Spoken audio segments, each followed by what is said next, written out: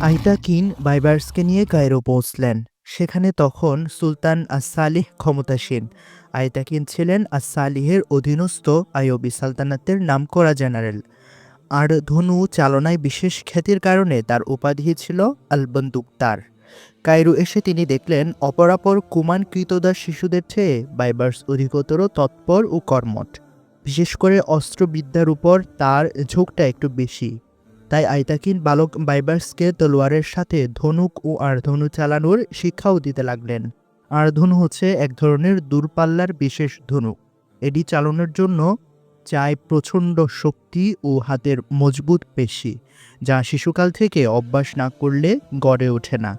তাই শৈশবকাল থেকেই এ ধনুক চালনা শিখতে হয়। বালক বাইবার্স এ কাজে এত সাফল্য লাভ করলেন যে আইতাকিন বুঝে নিলেন এই বালক একদিন বড় যোদ্ধা হবেই। আইতাকিনের নিবিড় তত্ত্বাবধান ও পিতৃস্নেহেই বাইবার্স পার করলেন তার সোনালী বাল্যকাল। আইতাকিনের প্রশিক্ষণে বাইবার্স ধীরে ধীরে পরিণত হয়ে উঠলেন, কিন্তু নিজের শিক্ষা দীক্ষায় তৃপ্ত না হয়ে অবশেষে আইতাকিন বাইবার্সকে ভর্তি করিয়ে দিলেন নিয়মতান্ত্রিক সেনাবাহিনীতে। 1242 সালে বাইবার্স পুরোদস্তুর সামরিক প্রশিক্ষণ নিতে আরম্ভ করলেন আইয়ুবীয় সেনাবাহিনীতে। আলমুত বর্তমান ইরানের কাজবিন শহর থেকে 102 কিলোমিটারের দূরত্বে একটি পাহাড়ি শহর। সেখানে তখন সালজুক শাসন চলছে। কাস্পিয়ান হ্রদের তীরে আলবুর্জ পর্বতমালার কূলে অবস্থিত এই শহরটি ঘিরেই দানা বেঁধে উঠছিল বিরাট এক ফিতনা, হাসাসিনদের উপদ্রব। বিশ্ব ইতিহাসে যারা অ্যাসাসিন নামে কুখ্যাত, মুসলিম ইতিহাসে এরা হাসানি, বাতেনি, ইসমাইলি, ফেদাইন অথবা গুপ্তঘাতক নামেও পরিচিত। এই কুচক্রের জন্মদাতা হচ্ছে ইসমাইলি শিয়া কুলাঙ্গার হাসান বিন সাবা। তার জন্ম 1050 সালে এবং মৃত্যু 1124 সালে। সর্বশেষ শাহে খাওয়ারিজম জালালউদ্দিনের হাতে প্রথমে, অতঃপর হালাকু খানের কবলে পড়ে চূড়ান্ত নিশ্চিহ্ন হবার আগ পর্যন্ত পারস্যের এই হাসাসিনরা টানা প্রায় 150 বছর দুনিয়ায় ত্রাস হয়েই টিকেছিল। বিশেষত ইসলামী বিশ্বের জন্য এরা ছিল গলার কাঁটা। এরা যাকে চাইতো নির্দ্বিধায় খুন করে ফেলত, হোক সে সুলতান বা দেশের প্রধানমন্ত্রী। এদের পক্ষে অসম্ভব ছিল না কিছুই। এদের দৌরাত্মে ইসলামী দুনিয়া বহুকাল চরম নিরাপত্তাহীনতায় ভোগেছে। যুগে যুগে মুসলিম বিশ্বের শত শত মনীষী এদের অসহায় শিকার পরিণত হয়েছেন। সালজুক সালতানাতের কিংবদন্তি তুল্য উজিরে আজম নিজামুল মুলক সুলতান মুহাম্মদ ঘুরি এদের হাতেই নিহত হন। এমনকি সালজুক সালতানাতের সর্বশ্রেষ্ঠ সুলতান মালিক শাহকেও এরা একাধিকবার হত্যার চেষ্টা করেছে।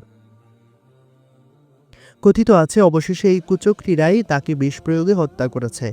ইমাম রাজি, ইমাম গাজ্জালি সহ অনেক মুসলিম মনীষী এদের হাতে নিগৃহীত হন। এমনকি সালাহউদ্দিন আইয়ুবী, নুরুদ্দিন জঙ্গিদের উপরও এরা বারবার আঘাত হেনেছে। এরা গুপ্ত হত্যাকে তখন একটা শিল্পের পর্যায়ে নিয়ে গিয়েছিল।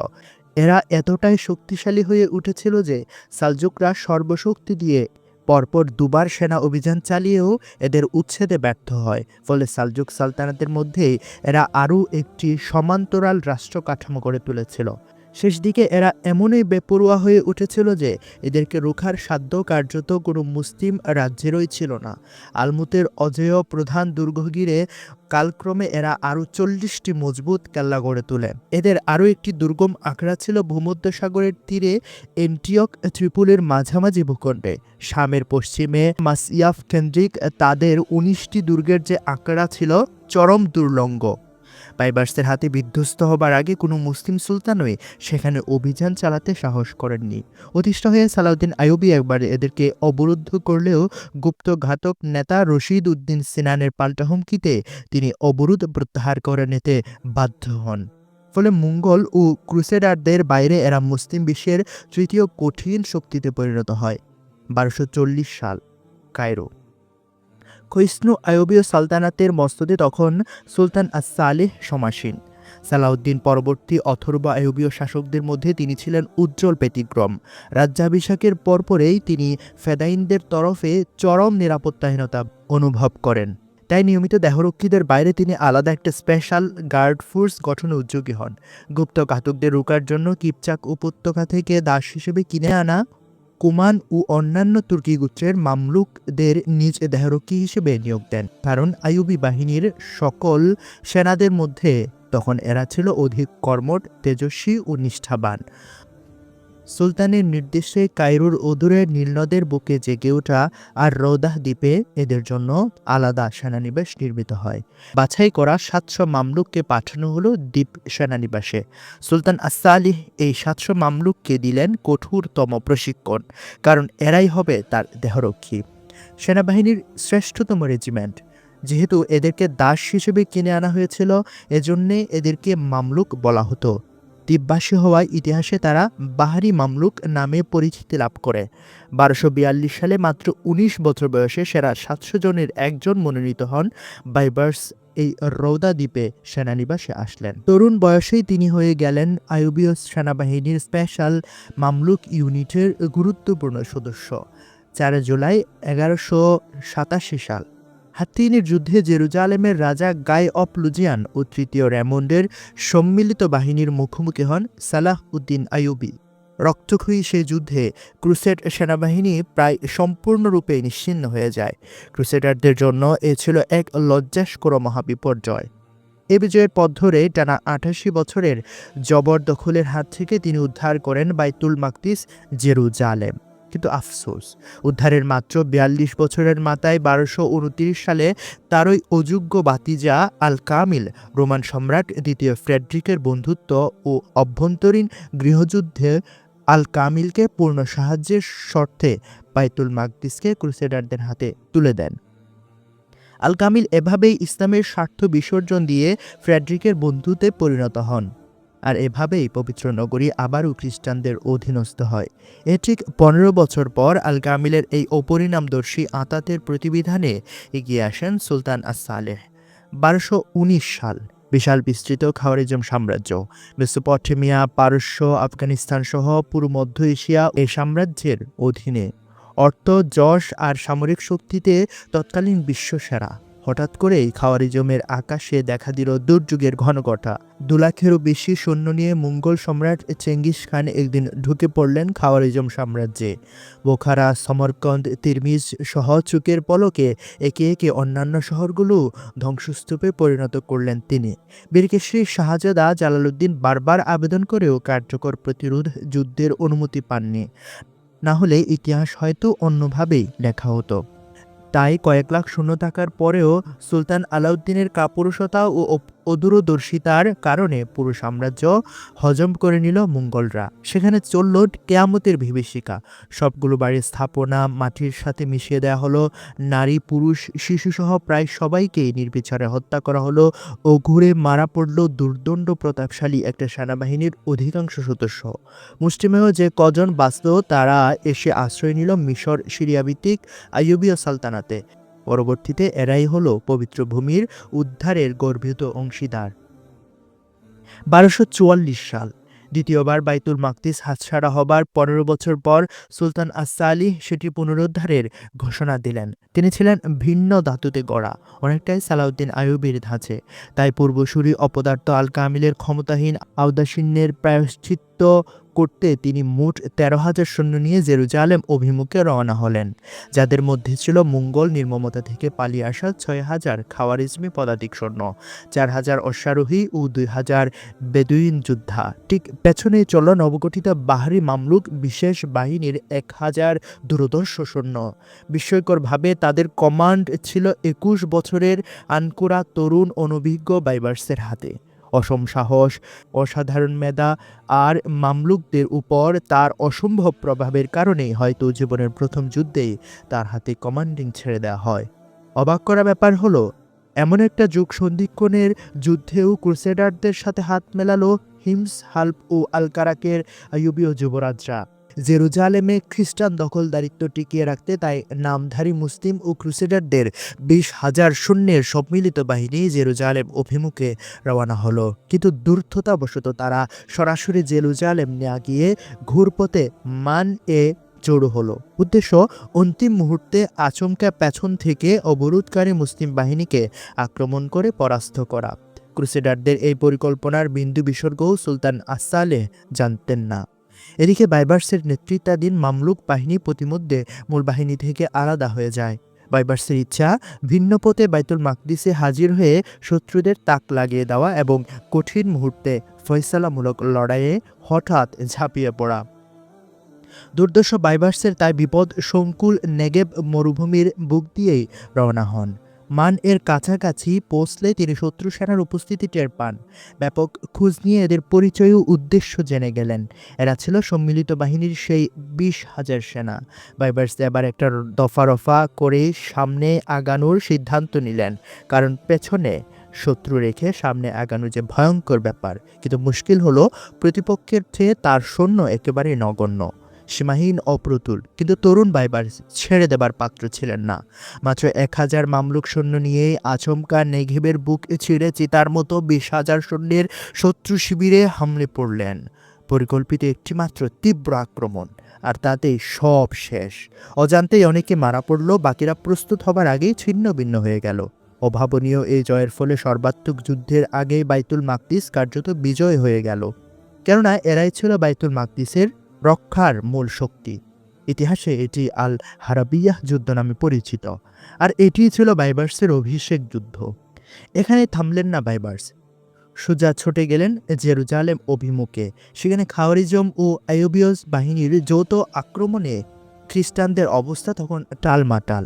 11,000 সৈন্য নিয়ে পূর্ব পরিকল্পনা মতো তারা শুধু মুসলিম বাহিনীকে ঠেকিয়ে রাখছিল। তারা মনে মনে অপেক্ষা করছিল মান এর সেই সম্মিলিত বাহিনীর। কিন্তু বাইবার্সের তুপের মুখে মান এর বাহিনী যে ততক্ষণে অতীত ইতিহাস হয়ে গেছে, সেই খবর কারো ছিল না। বাইবার্স এখানে এসেই তার বিশেষ বাহারি মামলুক বাহিনী নিয়ে এমন প্রচণ্ড আক্রমণ করলেন যে জেরুজালেমের দুর্ভেদ্য প্রাচীরও তা সইতে পারল না। সাথে সাথে ভেঙে পড়ল খ্রিস্টানদের সব প্রতিরোধ। 15 বছর পর পবিত্র নগরী বাইতুল মাকদিস আবার মুসলমানদের অধিকারে আসলো। হোলি সেপালকারের উপর থেকে ট্রু ক্রুশ ভেঙে ফেলা হলো। অবসান ঘটল খ্রিস্টান জুৎসুরির, যার প্রায় পুরো কৃতিত্বই বাইবার্সের একার। এতে করে তরুণ বয়সে বাইবার্সের নাম গ্রেট সালাদিনের সাথে উচ্চারিত হতে লাগলো। বাইতুল মাকদিসের দ্বিতীয় উদ্ধারকর্তা হওয়ায় লুকমুকে রাতারাতি তিনি হয়ে গেলেন দ্বিতীয় সালাউদ্দিন। তাই ইতিহাসে এই যুদ্ধেও যতটা বাইতুল মাকদিসের কারণে স্মরণীয়, ততটাই আলোচিত বাইবার্সের গৌরবদীপ্ত যুদ্ধাভিষেকের কারণে।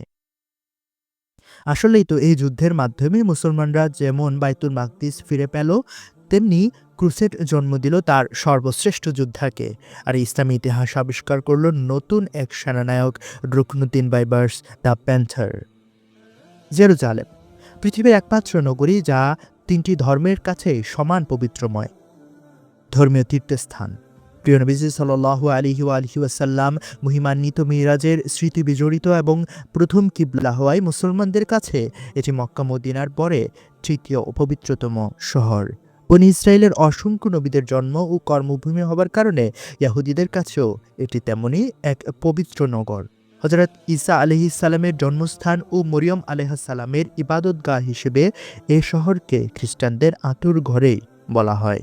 তাই এ শহরকে নিয়ে যুগে যুগে এত দ্বন্দ্ব, সংঘাত, কাড়াকাড়ি, বিশ্ব ইতিহাসে রক্তকয়ী অনেক যুদ্ধের দগদগ ক্ষত লেপ্টে রয়েছে শহরটির ঐতিহ্যে। আর আগত দিনের অনিবার্য সংঘাতের আভাস তো এখনই পাওয়া যাচ্ছে। বর্তমানে অগ্নিগর্ভ প্রেক্ষাপটও ঐতিহাসিক এ সূত্রতারই সাক্ষ্য দিচ্ছে। 1244 সাল মুসলমানরা দ্বিতীয়বারের মতো ক্রুসেডারদের হাত থেকে উদ্ধার করল পবিত্র জেরুজালেম। ইউরোপীয়রা এটা সহজভাবে মেনে নিতে পারেনি, পারার কথাও না। ইউরোপ জুড়ে চলল তোলপাড়, চাপা উত্তেজনা সর্বত্র। ক্রুসেডের পদধ্বনি শোনা গেল ভূমধ্য সাগরের পশ্চিম পাড়ে। প্রস্তুতি চলল পুরোদমে। 1249 সাল পোপ ডাক দিলেন অনুমিত ধর্মযুদ্ধের। ঘোষিত হলো 7ম ক্রুসেড। কিন্তু অন্যবারের মতো এবার তেমন সাড়া পড়ল না। সাজ রব উঠল না ইউরোপের রাজধানীগুলোতে। এর কারণ হিসেবে প্রথমত বলা যায় বিধ্বংসী মঙ্গল ঝড় এশিয়া তছনছ করে, যা এবার ইউরোপমুখী। পূর্ব ও মধ্য ইউরোপ তখন মঙ্গল উত্তাপ ভালোই টের পাচ্ছিল। নিজেদের ভৌগোলিক নিরাপত্তায় যেখানে হুমকির মুখে, সেখানে মধ্যপ্রাচ্যের ভূত চাপ বিক্রি করে। দ্বিতীয়ত 154 বছরের তিক্ত অভিজ্ঞতা। ইতিপূর্বে 6টি হিংস্র ক্রুসেডের নেতৃত্ব দিয়েছে মূলত পশ্চিম ইউরোপ। কিন্তু এ পর্যায়ে এসে তারা কিছুতেই হিসাব মেলাতে পারছে না। টানা ১৫০ বছর ধরে এত যুদ্ধ, লক্ষ লক্ষ ক্রুসেডারদের প্রাণহানি আর আকাশচুম্বী সামরিক ব্যয়, অথচ প্রাপ্তি হলো লেভান্টের কিছু অংশ। লাভের তুলনায় লোকসানটাই তাই শতগুণ বেশি। এসব কারণে তাদের এবারের এই নিরাবেগ নীরবতা। তবে একমাত্র ব্যতিক্রম হয়ে দেখা দিল ক্রুসেডের জনক রাষ্ট্র ফ্রান্স। ক্রুসেডের ঝান্ডা এবার এককভাবে তুলে ধরল ফিরিঙ্গিরা। অন্যরা দায় সারার জন্যই শুধু শরিক থাকল লুই নবম, বিখ্যাত ফরাসি সম্রাট। অন্যান্য ইউরোপীয় সম্রাটদের কাছে তিনি ছিলেন একদম আলাদা। জুৎছুরি, লাম্পট্য, অনাচার ও অমিতাচার থেকে ছিলেন সম্পূর্ণ মুক্ত। সে সাথে তিনি ছিলেন একজন ধার্মিক খ্রিস্টান। ধর্মীয় সকল রীতিনীতি তিনি পুরোপুরি পালন করতেন। এ কারণে গণমানুষের কাছে তিনি ছিলেন সেন্ট লুই নামে পরিচিত। তাকে সর্বস্তরের জনগণ হৃদয় থেকে শ্রদ্ধা করত। তার প্রতি তাদের ছিল অগাধ আস্থা। সেই মহান রাজা নবম লুই এবার নামলেন ক্রুসেডে। আশাহত ইউরোপ তখন নতুন করে স্বপ্ন দেখতে শুরু করল। ১৩ই মে ১২৪৯ সাল নবম লুইয়ের নেতৃত্বে ফরাসি সেনাদের একটি সম্মিলিত ক্রুসেড বাহিনী ইউরোপ ছাড়ল। ১২০টি বিশাল আকৃতির জাহাজভর্তি সেনা ও অস্ত্র নিয়ে নামল ভূমধ্য সাগরে। তারা জেরুজালেম দখলের অভিপ্রায়ে পূর্বমুখী হলেও এবার রুখ করল আইয়ুবীয় মিশরের দিকে, সেনাপতি বাইবার্সের কায়রো পানে। ক্রুসেডের ১৫০ বছরের তেতো অভিজ্ঞতায় তারা এটা অন্তত বুঝে নিয়েছিল, জেরুজালেম বা পুরো শাম কবজা করতে সর্বাগ্রে মিশর অধিকার করতে হবে। কারণ তখন শাম ছিল মিশরীয় আইয়ুবীয় সালতানাতের গুরুত্বপূর্ণ একটি প্রদেশ। তাই যতবারই শামে আক্রমণ করেছে ততবারই মিশরীয় বাহিনীর তুপের মুখে ক্রুসেডারদেরকে বিপর্যস্ত হতে হয়েছে। গাজী সালাউদ্দিন আইয়ুবী এই মিশর থেকেই অভিযান চালিয়ে বাইতুল মাকদিস পুনর্দখল করেছিলেন। সুলতান আস-সালিহু মিশর থেকে আক্রমণ চালিয়ে দ্বিতীয়বার বাইতুল মাকদিস পুনরুদ্ধার করেন। তাই মিশরে মুসলিম শাসন বহাল থাকলে শামকে কখনোই জবরদখল করা যাবে না, আর করা গেলেও তা হবে সাময়িক। এজন্যই এবারের ক্রুসেডের প্রধান টার্গেট হলো মিশর। ক্রুসেড বাহিনী ধেয়ে চলল কায়রো অভিমুখে। ভূমধ্যসাগর থেকে কায়রোর পথে দুটি বন্দরের যে কোনো একটি ব্যবহৃত করতে হয়, আলেকজান্দ্রিয়া না হয় আদ-দামিয়াত। অপেক্ষাকৃত কম সুরক্ষিত হওয়ায় ক্রুসেডাররা আদ-দামিয়াত অবতরণ করল। সেখানে ছোট্ট একটি দুর্গ ছিল, যার কেল্লাদার ছিলেন ফখরুদ্দিন। তিনি ছিলেন দুঃসাহসী যোদ্ধা। তৎক্ষণাৎ কায়রোয় সেনা সাহায্য চেয়ে দূত পাঠালেন। সেই সাথে নিজের স্বল্প সংখ্যক সৈন্য নিয়ে বুক চিতিয়ে রুখে দাঁড়ালেন ক্রুসেডারদের এই নতুন তুফানের বিরুদ্ধে। অনেকদিন ঠেকিয়ে রাখলেন খ্রিস্টান সয়লাভ, কিন্তু বারবার সেনা সাহায্য চেয়েও কায়রো থেকে যখন কোনো সাড়া পেলেন না, তখন তিনি হাল ছেড়ে দিলেন। এমন অসম যুদ্ধকে আত্মহত্যার নামান্তর ভেবে কেল্লা ছেড়ে দিয়ে চলে গেলেন কায়রো। পরে জানলেন সুলতান মৃত্যুশয্যায় থাকায় সেনা সাহায্যের বিষয়টি তাকে অভিহিত করা হয়নি। আদ-দামিয়াত হাতছাড়া হবার মধ্য দিয়েই শুরু হলো সপ্তম ক্রুসেড। এ বিজয়ের ফলে ক্রুসেডারদের মনোবল অনেকটাই বেড়ে গেল। তাই কায়রো আক্রমণে তারা আরও উদ্গ্রীব হয়ে উঠল। ২৬শে নভেম্বর ১২৪৯ সাল সম্মিলিত ক্রুসেড বাহিনী কায়রো উদ্দেশ্যে আদ-দামিয়াত ত্যাগ করল। এর ৩ দিন আগেই সুলতান আস-সালিহ মৃত্যুবরণ করলেন। অথচ এহেন দুর্যোগময় মুহূর্তে তার বলিষ্ঠ নেতৃত্বের প্রয়োজনটাই ছিল সবচেয়ে বেশি। অবাক করা ব্যাপার হচ্ছে, সুলতানের এই মৃত্যুর খবর চেপে রাখা হলো বেশ কয়েকদিন। ক্রুসেড আগ্রাসনের মুখে আইয়ুবীয়রা ক্ষমতার স্কন্ধে জড়িয়ে পড়ুক, এটা চাইতেন না একজন নারী। তার এই ইচ্ছাতে নিয়মতান্ত্রিকভাবে রাষ্ট্রীয় সব ফর্মালিটি চলতে লাগলো। এমনকি সুলতানের ঘরে নিয়মিত খাবারও পাঠানো হতে লাগলো। রাজকীয় ফরমানও জারি হলো, তাতে সুলতানের স্বাক্ষরও দেওয়া হলো। বাহারি মামলুকদের যে দলটি সুলতানের ঘর পাহারায় ছিল, তারাও জানত না সুলতানের মৃত্যুর খবর। এসবের নেপথ্যে যে নারীর ভূমিকা ছিল, তিনি ছিলেন মূলত এক আর্মেনীয় দাসী। আব্বাসীয় খলিফা মুতাসিম বিল্লাহ এই দাসীকে উপহারস্বরূপ সুলতান আস-সালিহের কাছে প্রেরণ করেছিলেন। সেই দাসী এতটাই রূপবতী ছিলেন যে তাকে দেখে সুলতান অভিভূত হয়ে যান। ফলে দাসী হিসেবে না রেখে তৎক্ষণাৎ বিয়ে করে তাকে সুলতানার মর্যাদা দেন। ইতিহাসে তার সঠিক নাম জানা না গেলেও তিনি শাজারাতুদ-দুর নামেই সমধিক পরিচিত। অনেক ঐতিহাসিক তাকেই মূলত মামলুক সাম্রাজ্যের প্রতিষ্ঠাতা হিসেবে উল্লেখ করেন। শাজারাতুদ-দুর মানে মুক্তা বৃক্ষ। আগুনের রূপের সাথে তিনি গুণেও ছিলেন অনন্যা। ধাবমান ক্রুসেডারদের মোকাবেলায় সুলতানের নামে ফরমান জারি করে সৈন্যদের প্রস্তুত করিয়ে নেন। মসুলে থাকা আস-সালিহ পুত্র তুরান শাহকে সিংহাসনে এসে বসার আহ্বান জানিয়ে চিঠিও লেখেন। মূলত তার এই দূরদর্শিতায় সুলতানের মৃত্যুতে কোনো ধরনের রাষ্ট্রীয় বিশৃঙ্খলা দেখা দেয়নি। আগত ক্রুসেডারদের জন্য অনুকূল মাঠও তৈরি হয়নি। ২১শে ডিসেম্বর ১২৪৯ সাল ক্রুসেডার বাহিনী অবশেষে বাহরুস সগীরের তীরে এসে পৌঁছায়। খ্রিস্টানরা ছিল ৩ ভাগে বিভক্ত। একাংশের নেতৃত্বে আছেন সম্রাট নবম লুইয়ের তৃতীয় ভাই আলফান্সো, আরেক অংশের নেতৃত্বে অপর ভাই রবার্ট। বাকি অংশ থাকলো অন্য ভাই চার্লস ও স্বয়ং নবম লুইয়ের নেতৃত্বে। বিখ্যাত নীল নদের একটি শাখা হচ্ছে এই বাহরুস সগীর। নীল নদের চেয়ে আকারে ছোট হওয়ায় এর নাম বাহরুস সগীর বা ছোট নদী। এই নদীর অপর তীরেই মানসুরাহ শহর। মানসুরা মিশরের একটি শক্তিশালী সামরিক ঘাঁটি। এর পতন ঘটাতে না পারলে কায়রো দখল করা অসম্ভব। ক্রুসেড বাহিনী নদীর পাড়ে এসে দেখল পরলোকগত সুলতানের মায়ের নেতৃত্বে মিশরীয় বাহিনী প্রস্তুত বাহরুস সগীরের অপর তীরে। নদী পেরোবার জন্য কোনো সাঁকো না থাকায় খ্রিস্টানরা নদী ভরাট করতে শুরু করলো। জবাবে মুসলিম বাহিনী বৃষ্টির মতো তীর নিক্ষেপ করতে লাগলো। তীর বৃষ্টির মুখে খ্রিস্টানরা পিছু হটল। এবার কঠোর জ্বলন্ত ঘরে আড়াল নিয়ে খ্রিস্টানরা পুনরায় বাঁধ দিতে চেষ্টা করলো। মুসলিম বাহিনী এবারে নদীর পাড় কাটা শুরু করলো। খ্রিস্টানরা বাঁধ নিয়ে যতই আগায় মুসলিমরা ততই পিছিয়ে দেয়।